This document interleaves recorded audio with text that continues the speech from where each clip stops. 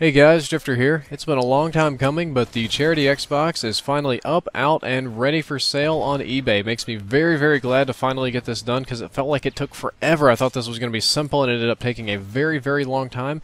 If you've noticed that this is a very long video for a promo of sorts, that's because it's more than just plugging the Xbox that's up for auction. I have some description of the product here in the beginning, then I've got a message with me and my wife that we recorded showing off the Xbox, and then at the end of the commentary, which is going to be the bulk of it, like 70+% of it, I'm going to tell you guys the story about how I ended up in the Dallas Children's Hospital, why I feel that I should donate this money to them, and how they helped me back in the day, and a little bit more about why I'm even doing this to begin with. Hopefully it'll all make sense, but here in the beginning I want to give a huge shout out to decalgirl.com. That's www.decalgirl.com. There should be text on the screen. There'll be a link down there in the description. They were very nice and pleasant and understanding in dealing with me with this. They printed not only one, but two prints of the custom skin for free because me and Evan Eckerd made a slight minor error and printed one of the skins upside down, which made me feel really, really dumb that I didn't catch that in quality control, but they were totally cool with it and printed me another skin. Normally these cost about $20, but they just gave them to me for free, so I'm very, very grateful to that.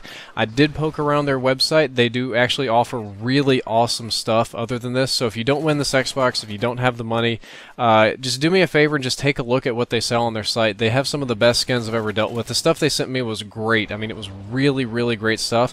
I'd also like to say thank you to Evan Eckerd. If you don't know who he is, his channel is up there on the screen right now. You can click that link to go directly to his channel. It'll open the his channel in a new window. It won't close this out. He is something of a commentator slash graphics artist. Like, he's an old school graphics artist, very, very talented, and he also got into the commentary scene, so he's got some unusual skills. He can do speed art, album art, website design. You guys recommended me this guy. When I first wanted to design, I kind of opened it up to all subscribers, anybody that wanted to apply, and I got like 100 messages in my inbox like, contact Evan Eckerd, oh my god, you need to get in touch with Evan Eckerd. And I looked at all this stuff and it looked really, really great, and I'm like, oh my god, this dude's gonna cost me like $300 to design a skin. Holy, there's no way. And I looked at his channel and it's pretty popular. I'm like, this dude's gonna blow me off. I'm not even gonna be able to get in touch with him. He's so popular. But I sent him one tweet. He responded immediately, and he was willing to do a custom design on an Xbox skin for me, whatever specifications, however many redos, completely for free. And he hooked me up with Decal Girl and somehow convinced them to print this for free. So I'm very, very grateful to him. If you want to go check out his channel, please do so. He definitely earned a huge shout out.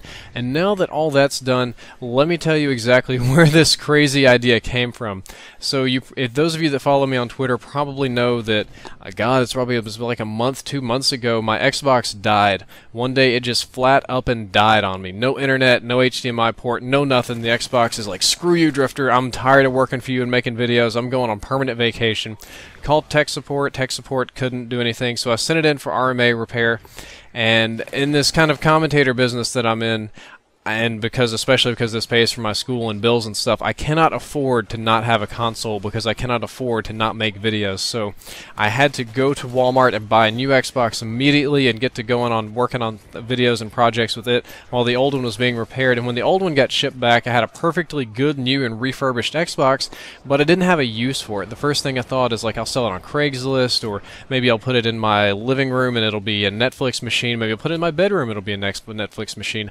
I don't really know. I just couldn't find a very good use for it, and it just kind of hit me. Something's like, maybe I should sell this. I wonder what people would pay for like a special Drifter Xbox, like one that I actually use, because apparently I have fans and stuff, which is even odd for me to think about that. But and then I was like, no, that's selfish. That's fleecing the people that follow you. That's wrong. That's a major douchebag move.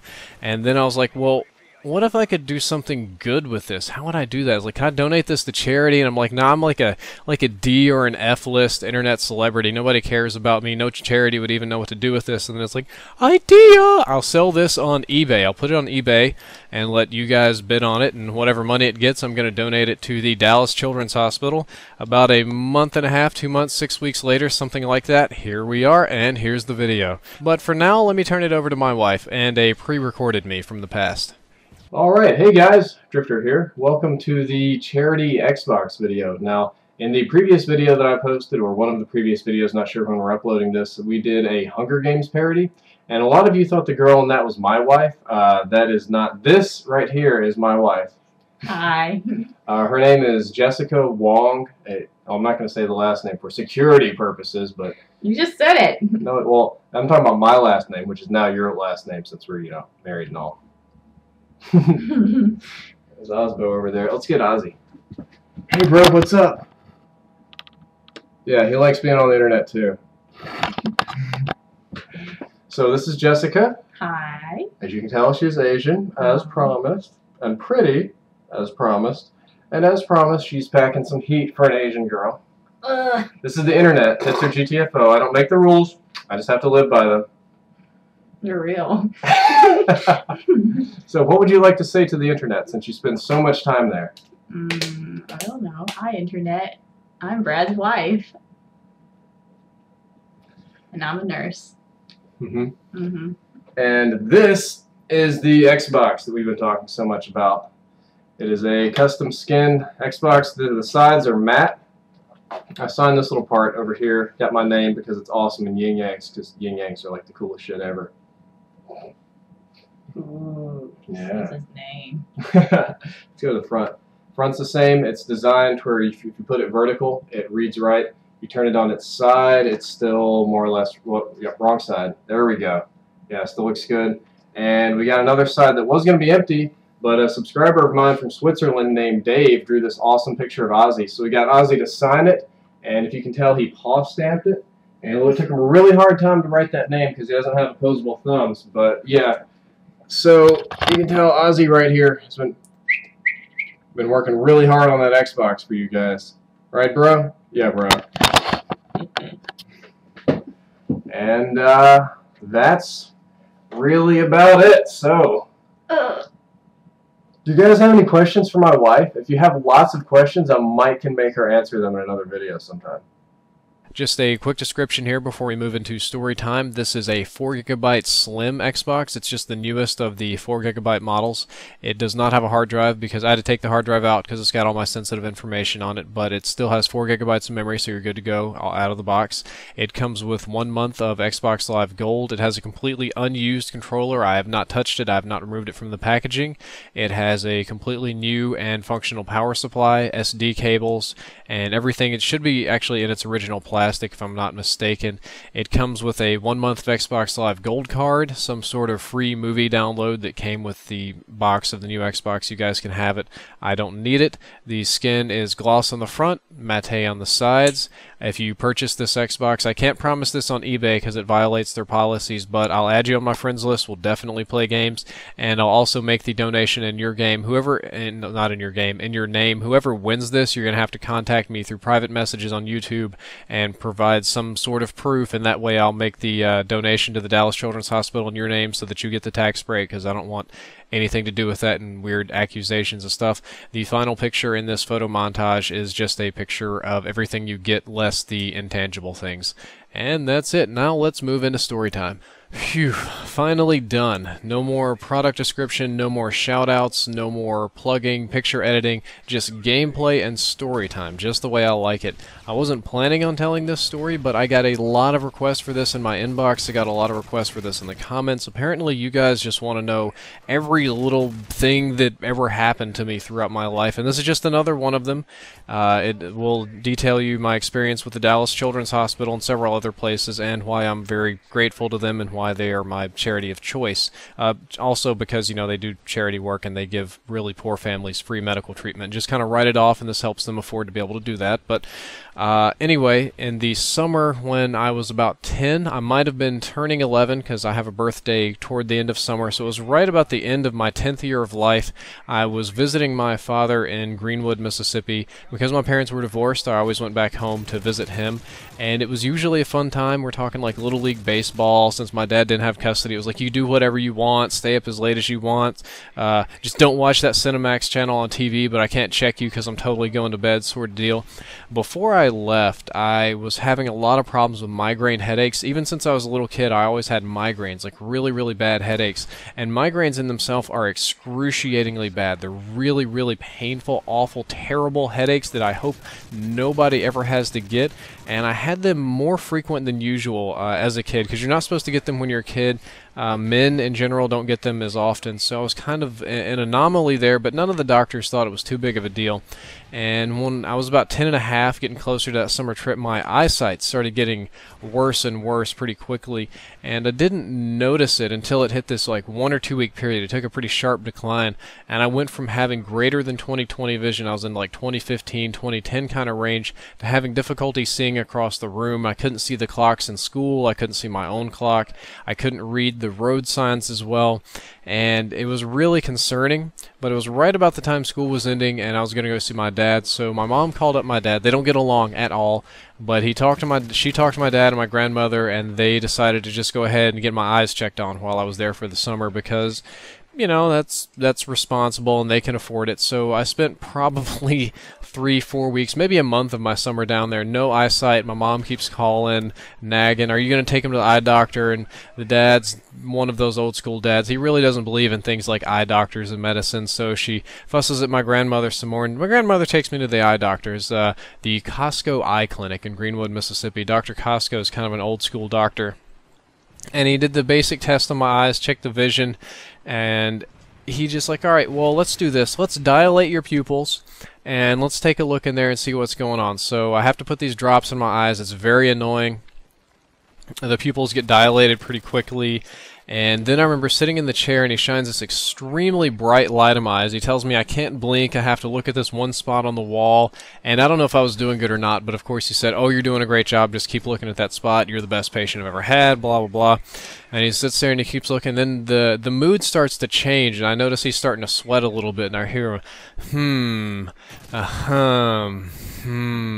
And you got to remember, this is not like a TV show medical equipment. This is an old giant eyeglass slidey projector thing in my face. He's like in my face breathing, and I can feel his breath getting sweatier and hotter. Like I can feel his sweat getting close to my sweat, and something's not right. And he just stops talking. And my grandmother's sitting in the room too. She's just sitting there patiently, doesn't seem to think anything's too bad wrong, just waiting and listening. And he just keeps looking, and he checks, and then I was like, "Let me look one more time. I got to make sure." And he just checks again and again, and eventually he pulls back and kind of sighs, and he looks at me, and he looks at my grandmother, and then he looks back at me, and he says, "I really don't know how to tell you this, but you have a tumor, and you need to go to the hospital right away." I think he almost gave my grandmother a heart attack. She actually did have a heart attack some years later. This probably didn't help the situation. Even at 11 years old, or 10 or 11, I wasn't stupid. I was a little bit smarter than your average 11-year-old. I knew my medical terminology. I knew damn well what a tumor was. I knew how dangerous it was. And he said, actually, he said you had a brain tumor. And I was like, oh, God. You know, that's brain surgery coming up. That's cutting away pieces of my brain, intracranial surgery. Very, very dangerous stuff. And the feeling that I would describe would not be fear. It was not scary. It was not cold shivers. It was not heart pounding. It felt like if my brain was a giant machine and it was made of cogs and gears and engine parts and things that whistled and blowed steam, it would be like the biggest gear just cracked and all the other ones just crumbled together and came to a complete standstill, and all competent thought just stopped. It just crashed, and I sat there in that little sweaty room with no light and dilated eyes. It was like my brain was completely dead, and I wasn't thinking about anything, just sitting there absorbing everything that was in that room. And I just sat there for probably, it was only around a minute, but it felt like forever. It was just sinking in, the gravity of what he had just said. My grandmother was about to panic, have a heart attack. She kept it together. You know, I think she paid in cash. She was just like, "That's it, we're going to the hospital right away." Costco called the doctors at the hospital and told them we're coming. This was the Greenwood Hospital. It's not the biggest place in the world. I went there I don't even think I was in there for like 30 minutes, and like, "No, you need to take this kid to Jackson. Jackson, Mississippi has the best stuff. You need to take him right away." Well, this time my dad was involved. My dad drove me straight to Jackson, way faster than he ever should have. I hope he didn't, I know he didn't bump into a cop, but if he had, it would have been bad. Get to the Jackson Hospital. By this time, they've called my mom, and you know a lot about my mom. She's overprotective. She's overbearing, and she flipped her shit. She panicked. She screamed like, "No, I'm coming to Mississippi right now." And she just packed up all her shit from home and left, and just used my stepdad's money to buy the fastest plane to Mississippi. And the only thing she could get was this little kind of twin engine poo baby tiny little airplane, because the Jackson Airport is a they call it an international airport, but it's really like a hub. It has, I think, 2 maybe 4 very, very small wings. Only small planes fly through there.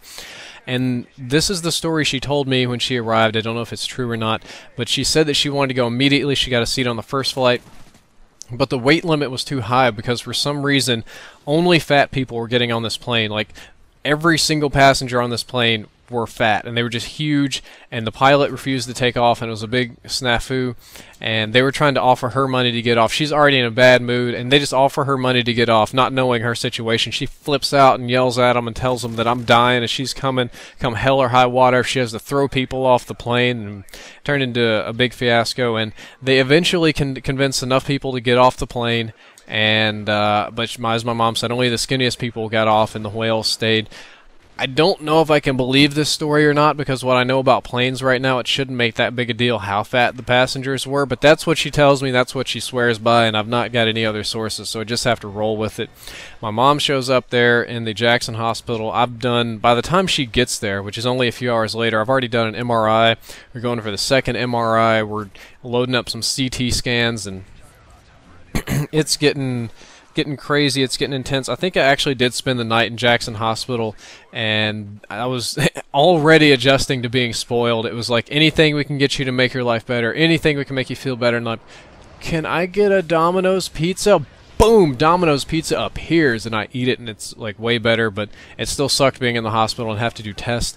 The next morning, my mom, who had sole custody of me at the time, took me back to Dallas, and my dad actually agreed with this. He said the Dallas hospital was better than the Jackson hospital. She flew me straight back to Dallas. We went straight to the Dallas Children's Hospital, and if you've never been to the Dallas Children's Hospital, I was small then, so it looked bigger, but if memory serves me, it was a very, very large hospital. I was instantly enamored with the place when I walked in the front door, and they had this giant train station in the front lobby. I hope it's still there because it was so cool. I don't know if I could explain how big this was. Just the model train station, like the tiny model train, was probably bigger than a normal house, and you could see it from the second story. It had like a little overhang you could look down in the bottom, and had all these intricately detailed villages and towns. And I remember very clearly that there was a Godzilla at one point, because I was a big Godzilla fan at this time, and I thought that was the coolest thing in the world. Also, by the way, if you know what my favorite monster is, it's Gigan, or Gigan, however you want to pronounce it. Gigan was a total hard ass. He stomped Godzilla right and left. He was the first monster to make Godzilla bleed. Very, very scary. He didn't take crap from anyone. He'd just throw down whenever he's ready. That's beside the point. So I get to the Dallas Children's Hospital, and they are still thinking I have a brain tumor, because they didn't even, I can't remember. At this point in my life, it's all just flying me around like crazy. I go through, I don't know how many more MRIs, probably 2 or 3, at least 1 CT scan. All sorts of eye doctors are checking my eyes. The neurologists are coming and checking on me, and they don't know what to make of it, because the MRIs are showing no brain tumor, and all the eye doctors, all the signs and symptoms of a brain tumor are there, which is mostly the pressure on the eyes. And they come back eventually, and they tell me that I have a pseudotumor, which, if my memory serves me correctly, is an increase in pressure on my cranial optical nerve, I think so, the nerve that connects my eye to my brain, and also in my spinal fluid pressure. Probably not a doctor. I mean, it's like 2 in the morning. I'm trying to recall this from memory here, so please don't hold me to the medical terminology. And that this is very rare. It's normally for, early teenage girls. They don't often see it in boys. They don't often see it, period. And once they've got a solid diagnosis, I become kind of not a freak show, but like a medical example to all the other neurologists. It's like one neurologist finds out, and then he's got this dude studying under him, and he's got his buddy from across town that's never seen this before. So everywhere I go, the doctors they come and they check me, and even after I got dismissed from the hospital, which of course I don't live in the hospital still, like I'm really like 13, 14, 15 years old, and the eye doctors would come, that's really interesting, can I get my colleague? He just has to see this. And they would see this. So I get the proper diagnosis there, which took forever. It was a brutal experience being that scared in the hospital, thinking you're going to die. My mom was there with me the whole time. And the hospital was nice. It was new at the time. They had a Troy Aikman playroom, who I think at the time Troy Aikman was still the quarterback for the Dallas Cowboys. This is probably late 90s here, like 97, 98, 99, something like that. And they had the Troy Aikman playroom. However, I was so sick at the time that I couldn't use it. During my time in the hospital, not everything was pleasant. I'm very grateful for them. They got the right diagnosis. They got me on the right treatment. I was taking, they had me taking diuretic pills for some reason, these little pills that made me pee like crazy. So I had to take these pills and drink just water all day, every day, and I had to take potassium.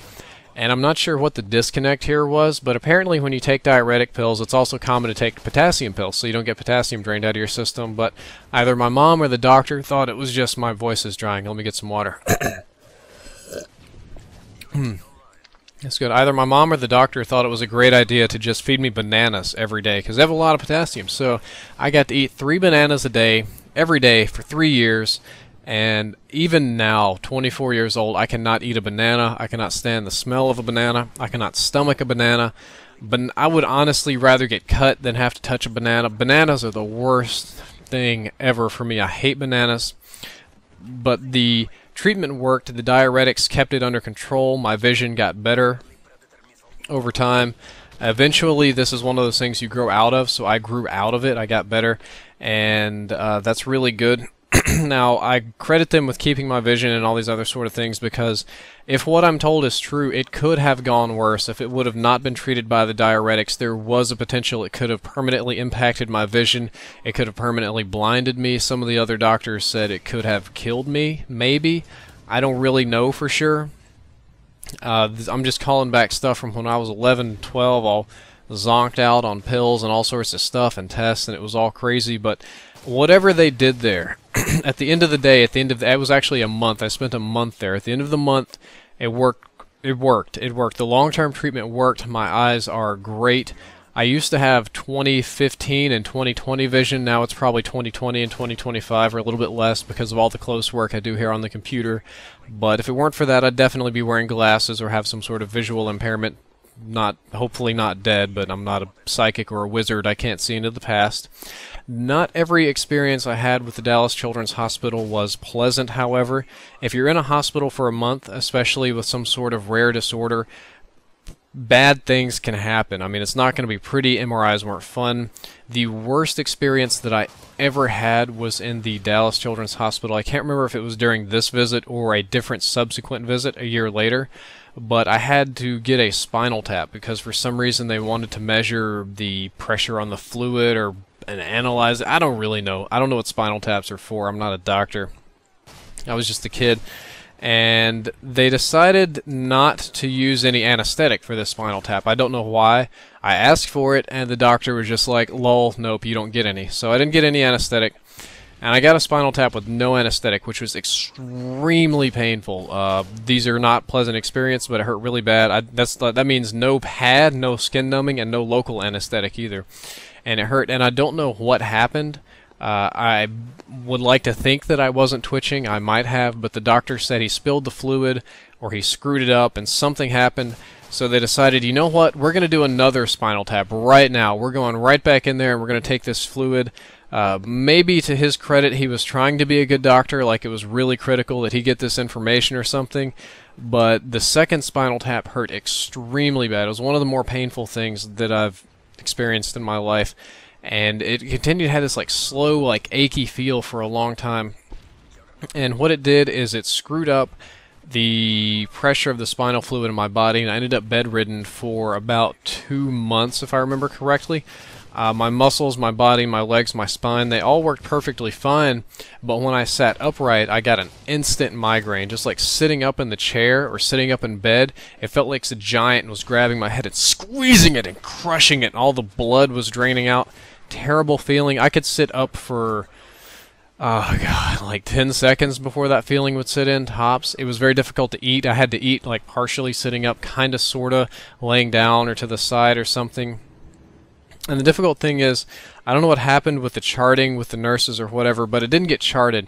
And the next day, or maybe it was the day after that, a nurse came to get me, and they wanted to do this test where They like shaved little patches on my head and put these electrodes on there, and I was supposed to look at this screen that had checkers on it. They were like warping, and I was hurting so bad. Like, I kept telling this nurse, I'm in pain, it hurts, I can't get out of bed, I can't move. And she just wouldn't have any of it. Like, you're getting in this wheelchair. And I'm like, please, just take the bed downstairs, wheel the bed. I can't sit up in the chair. No, you're sitting up in the chair. I complain the whole way. She tells me to deal with it the whole way. It was very, very painful. This is one of those deals in a children's hospital where you get a disconnect between kids that don't want to do tests. You get kids that are overly sensitive, kids that want attention and all that kind of stuff.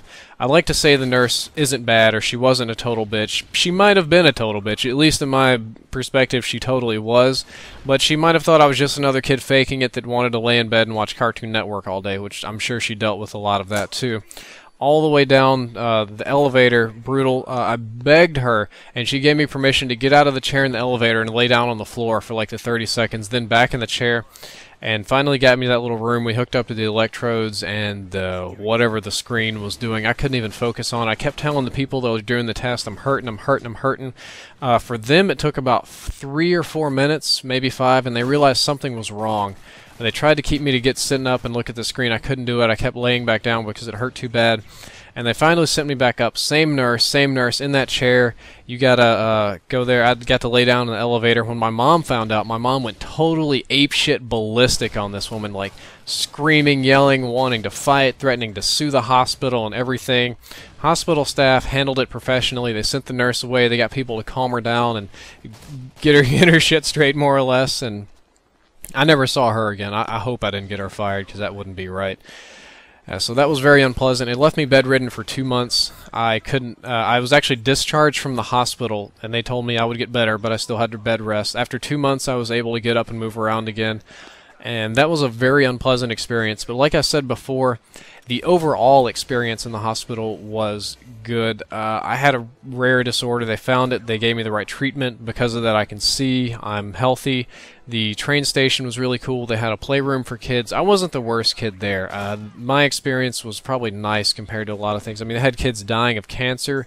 They had kids with AIDS. They had kids with all sorts of injuries and burns and things that I couldn't even keep track of, or things that I can't even imagine. Just terrible, terrible things. And they also are something of a charity hospital. I know that they make money and they charge money, but like a lot of hospitals, they do charity work. Their website said they do charity work when I checked on it, at least. I hope they're not lying to me there.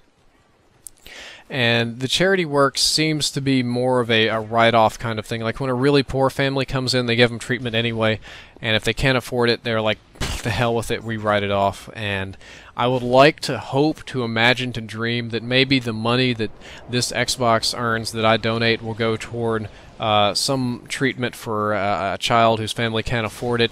But I mean, realistically, it's probably going to go to something like restocking the gauze and the supplies, or some sort of maintenance fee that most people don't know exists, just to keep the place running. And I hope that I'm giving the money to the right place. But when the idea hit me to give to a charity, I sat there thinking, do I want to send rice to Africa? Do I want to build wells? Am I going to do a religious-based charity, which I know a lot of you would get really butthurt about, because there's a lot of atheists on my channel. And it just kind of like, what charity do I actually care about? And I thought for about a day before it hit me to do the Dallas Children's Hospital. I was like, wait, I was there. I received treatment from these people. Because of them, I am able to be on YouTube and do the things that I'm doing. So if I'm going to get rid of this Xbox, which I don't need, maybe I should do it in a way that benefits this charity. So I'm like, okay, so I got an Xbox I don't need. I don't want to sell it to fleece subscribers, so I'm going to sell it to raise money for the Dallas Children's Hospital in some way to pay them back for all the trouble that my mom caused, because I know she was a handful, even though they probably paid cash or insurance, to some way pay them back for good treatment, good prognosis, long-term care, keeping my eyes. Even some of the more unpleasant parts were nice, to pay them back for building that awesome train set in the playroom and being really cool doctors. I remember there were doctors that came in there and sat down and watched James Cameron's Aliens with me just because they were cool like that. That was really neat. And these doctors just sitting there like, yeah, when Bill Paxton says, game over, man, it's fucking game over. That's my favorite line from the movie. I remember that doctor to this day. But it just hit me that this is where I should give the money to. If I'm selling something of value, if you guys are bidding on it, the money should go somewhere that I know it will be used right, that I know exactly how it'll be used, or close enough, and hopefully in some way it'll do good for somebody else. And that's really all I've got to say on this story. I'm running a little bit short on the commentary. I hope you all enjoyed this very, very long episode. Drifter out.